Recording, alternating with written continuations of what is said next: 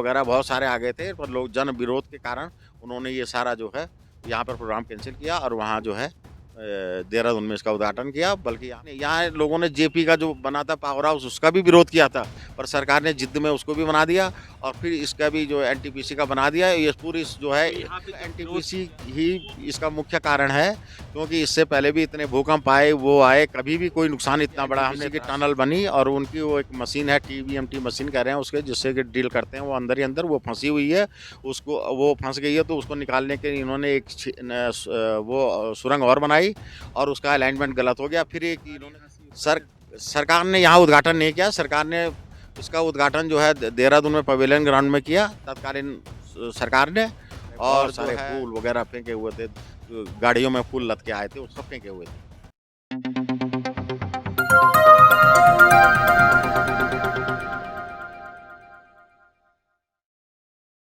नमस्कार। इस वक्त हम जोशी मठ में हैं, जो कि उत्तराखंड के चमोली जिले में स्थित है। और इस वक्त हम जमीन से लगभग 6000 फीट की ऊंचाई पर हैं। और इसलिए हम जोशी मठ आए हैं क्योंकि बीते दिनों यहाँ पर दरारें आई हैं घरों में, दीवारों पर और सड़कों, जिससे लोग भयभीत हो रहे हैं। हमारे साथ लोग हैं, इनसे हम बातचीत करते हैं। कैसे जी रहे हैं? बहुत कष्टमय जीवन है और क्या कहते, दरारों से रात को नींद नहीं आ रही है, कल सवेरे जिंदा मिलेंगे कि भी नहीं मिलेंगे, क्योंकि मकानों में दरार आकर मकान कमज़ोर हो चुके हैं। और यहाँ पे काफ़ी जो है मकानों की अधिक क्षतिग्रस्त हो गए हैं, जिससे कि वो लोग घर छोड़ करके चले गए हैं। कोई नगर पालिका के उसमें गया हुआ है, कोई पीडब्ल्यूडी के उसमें गया हुआ है, हर जगह से लोग शिफ्ट हो गए हैं। एक कमरे में 7-7 8-8 आदमी रखे जा रहे हैं।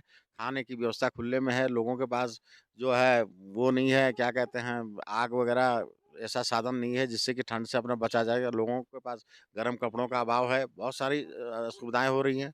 सरकार 1 कंबल 5 किलो आटा ऐसा-ऐसा भी बाँट रही है, पर उससे क्या होता है आप जानते ही हैं, महँगाई का ज़माना है। लोगों को रोज़गार की समस्या का, किसी के बच्चे पढ़ने वाले हैं, फीस कहाँ से आएगी? कि अब कोई बीमार है, दवाई का पैसा कहाँ से आएगा जब रोज़गार है ही नहीं। रोज़गार ज़ीरो हो गया है, टूरिस्ट एक नहीं आ रहा है डर के मारे। और यहाँ पे जो ओली में टूरिस्ट आता था, वो भी जो है सब अपनी बुकिंगें कैंसल करा रहे हैं और अपना पैसा वापस माँग रहे हैं, कोई नहीं आ रहा है। सरकार की तरफ से कितनी मदद की जा रही है? सरकार की तरफ से पहले 4000 रुपए किराया दिया गया था। हम ये कहना चाहते हैं कि उत्तराखंड सरकार की जो धामी सरकार है, क्या मुख्यमंत्री जी 4000 रुपए किराए में रह सकते हैं घर में? और जो है अब 5000 किया है, हम कह रहे हैं फिर भी अगर वो 5000 में रह सकते हैं क्या किसी के घर में किराया? आजकल 10 से 15,000 रुपए एक मकान का, जो 2 मियाँ-बीवी बच्चे का रहने का है, 2 कमरों का सेट जो है 15 से 20,000 रुपए में किराए पे मिलता है। अच्छा, यहाँ जो घर बनता है, हाँ। जैसे आप बनाते हो, कितना लागत मूल्य आता है लगभग? यहाँ पे कंस्ट्रक्शन कॉस्ट बहुत आती है। यहाँ पे ईंट, ढुलान बहुत पड़ती है। अगर 100 रुपए अगर बजरी का कट्टा पड़ता है रेत का, तो उसपे 100 रुपए ढुलान उसको पहुँचाने में ऊपर मतलब तक डबल हो डबल जाता है। डबल हो जाता है। 100 से 100 रुपया ढुलान भी लग जाता है उसमें। एक ईंट में जो है कम से कम 21 रुपए की, 22 रुपए की यहाँ पे ईंट बैठ रही है। सीमेंट का कट्टा 500-600 का बैठेगा, उसमें 100 रुपए तो ढुलान ही पड़ जाता है। क्योंकि यहाँ पे पहाड़ रोड पे तो कोई मकान है नहीं, रोड से ऊपर है, अगल-बगल मटेरियल ले जाना पड़ता है। शटरिंग है, वो है, ये बहुत महँगा पड़ता है यहाँ पे कंस्ट्रक्शन। और जो है सरकार की तो बिल्कुल 1 लाख रुपए दे रही है। कब अब सरकार ने 1,50,000 बोला है, 50,000 जो हमारा जो जो शिफ्ट करेगा उसके सामान का ट्रांसपोर्टेशन चार्ज, और 1 लाख रुपया जो है सरकार उसको राहत राशि दे रही है। पर जिस दिन उसकी फुल पेमेंट होगी या सरकार की ओर से कोई जो योजना आएगी उसका पैसा मिलेगा, उसमें से ये 1 लाख रुपया काट दिया जाएगा। और कई बुजुर्ग बीमार भी हैं, यहाँ परेशान चल रहे हैं लोग और लोगों की दयनीय स्थिति है। हमारी सरकार से अनुरोध है, इस पे गंभीरता से विचार करे और यहाँ के लोगों को उचित मुआवजा या विस्थापन करे, जिससे कि जो है यहाँ के लोग अपना जीवन यापन करने में सफल हों। देखिए, ये जो जोशीमठ क्षेत्र है, लगभग यहाँ एक मकान बनाने में लगभग 1 करोड़ का खर्चा जी, आता है। जी, जी। हाँ, 1 करोड़ का, और ऐसे में सरकार सहायता के रूप में सिर्फ 1 लाख रुपए ही उपलब्ध करा रही है। लेकिन एक बड़ा सवाल ये भी है कि 1 लाख रुपए में इनका कितना गुजारा होगा? क्या उससे हो पाएगा? जब हम रास्ते में आ रहे थे तो हर दुकान, हर घर और हर गली में एक बैनर चिपकाया था और हैशटैग करके दिया जा रहा था, बैन एनटीपीसी या go back go back. NTPC. जी, जी, क्या जी। हाँ। लगता है, ये एनटीपीसी की वजह से ही ये सब हो रहा है? बिल्कुल एनटीपीसी ही इसका मुख्य कारण है, क्योंकि इससे पहले भी इतने भूकंप आए, वो आए, कभी भी कोई नुकसान इतना बड़ा हमने त्रासदी नहीं देखी। और जब से एनटीपीसी की टनल बनी और उनकी वो एक मशीन है, टीबीएमटी मशीन कह रहे हैं उसके, जिससे कि ड्रिल करते हैं, वो अंदर ही अंदर वो फँसी हुई है।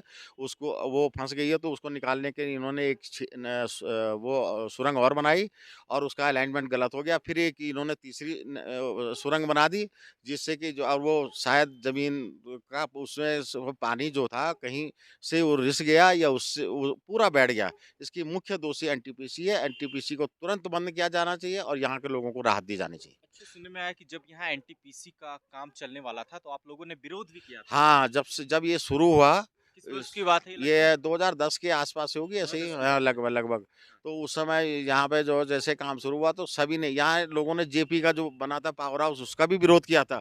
पर सरकार ने जिद्द में उसको भी बना दिया और फिर इसका भी जो एनटीपीसी का बना दिया। ये पूरी जो है तो यहाँ पे जब विरोध किया था, तो सरकार यहाँ से सर उद्घाटन सरकार ने यहाँ उद्घाटन नहीं किया। सरकार ने इसका उद्घाटन जो है देहरादून में पवेलियन ग्राउंड में किया तत्कालीन सरकार ने। और जो है उन्होंने यहाँ पे जो ये क्या कहते हैं, यहाँ पर फूल वगैरह बहुत सारे आ गए थे, पर लोग जन विरोध के कारण उन्होंने ये सारा जो है यहाँ पर प्रोग्राम कैंसिल किया और वहाँ जो है देहरादून में इसका उद्घाटन किया। बल्कि यहाँ कई सड़क के किनारे बहुत सारे फूल वगैरह फेंके हुए थे, गाड़ियों में फूल लद के आए थे, वो सब फेंके हुए थे।